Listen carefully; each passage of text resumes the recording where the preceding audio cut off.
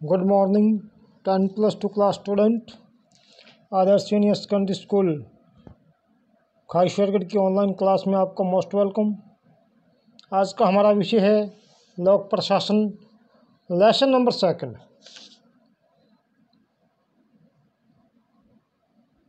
इससे पहले अगर आपको वीडियो बढ़िया लगे तो इसको लाइक और शेयर जरूर करें।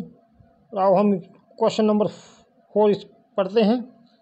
क्वेश्चन नंबर 4 के अंदर भारत के राष्ट्रपति की संकटकालीन शक्तियों का वर्णन करो। यानी इस क्वेश्चन के अंदर भारत के राष्ट्रपति की जो संकटकालीन शक्तियां हैं उनका वर्णन पूछा है।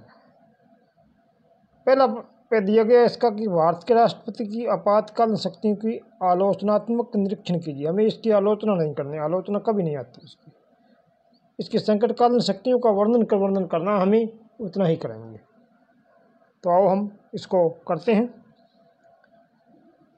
इसका आंसर है कि जिस प्रकार किसी व्यक्ति के जीवन में कठिनाइयाँ आ सकती है ना, उसी प्रकार राष्ट्रपति का जीवन जो है या राष्ट्र का जो जीवन है संकट में आ सकता है।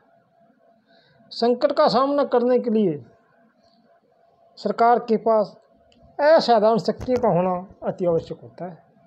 अतः संविधान के अंतर्गत संकटकालीन धाराओं का वर्णन देना अति उचित होता है। भारतीय संविधान निर्माताओं ने संकट काल का सामना करने के लिए संविधान के भाग 18 में संकटकालीन धाराओं का वर्णन किया है। अर्थात इसी भाग में राष्ट्रपति की संकटकालीन शक्तियों का वर्णन किया गया है ताकि हम देश को सुरक्षा एवं सुरक्षित रख सकें।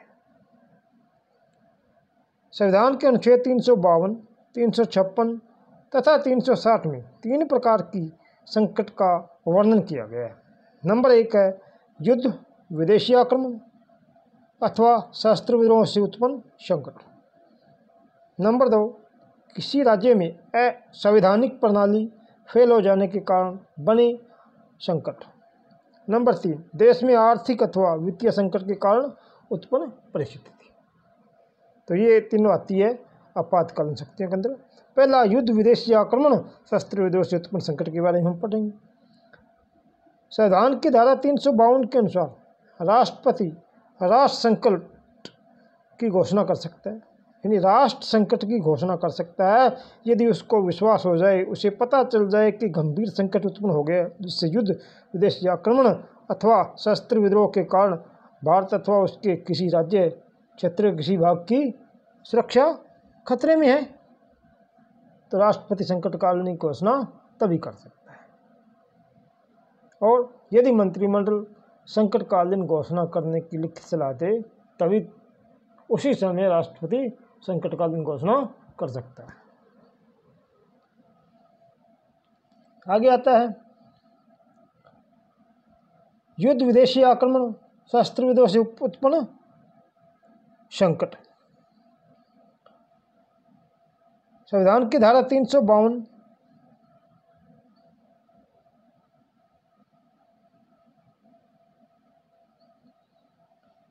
के अनुसार राष्ट्रपति की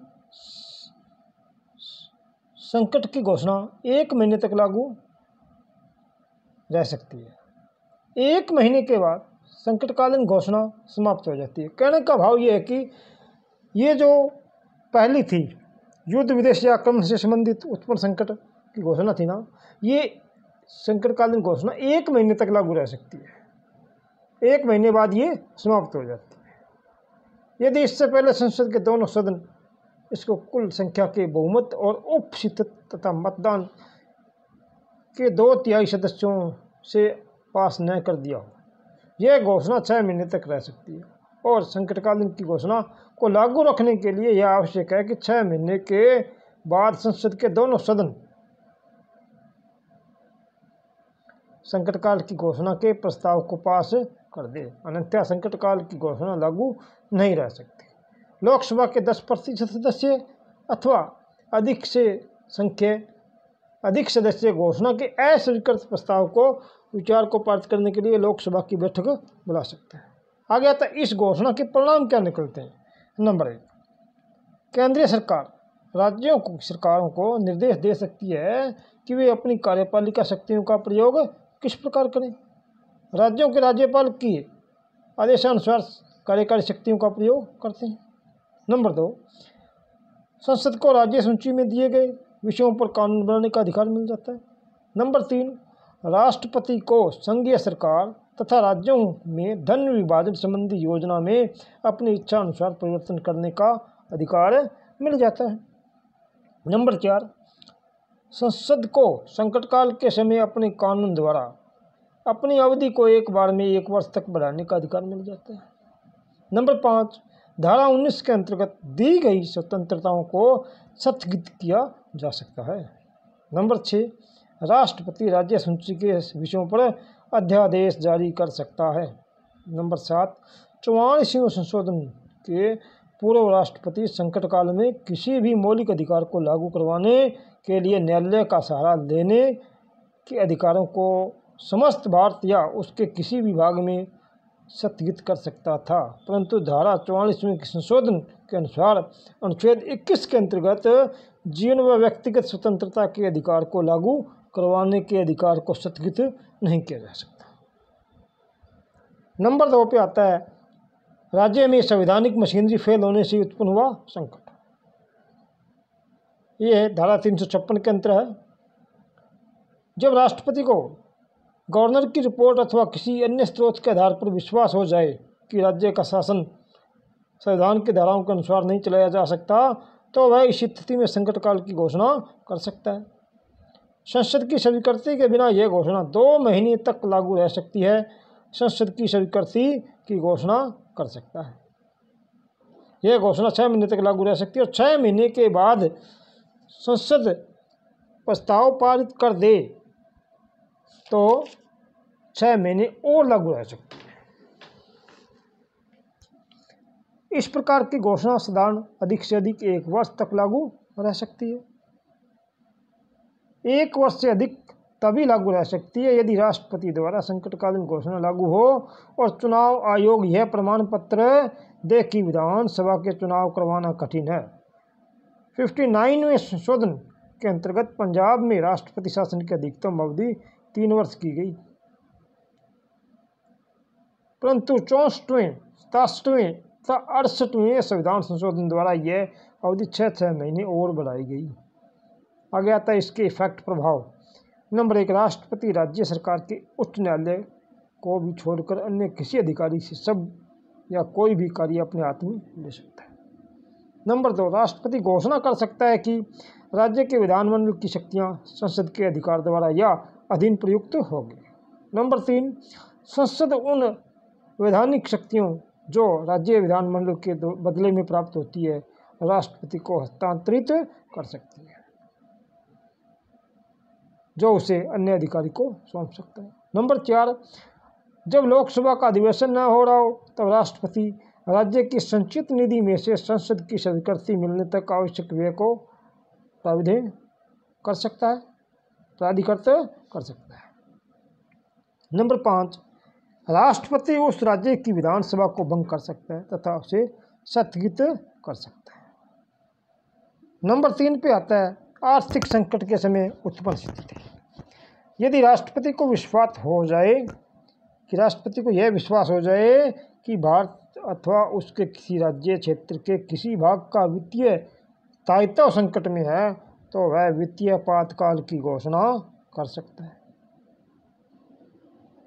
वित्तीय संकट की घोषणा भारत में अभी तक एक बार भी नहीं की गई है।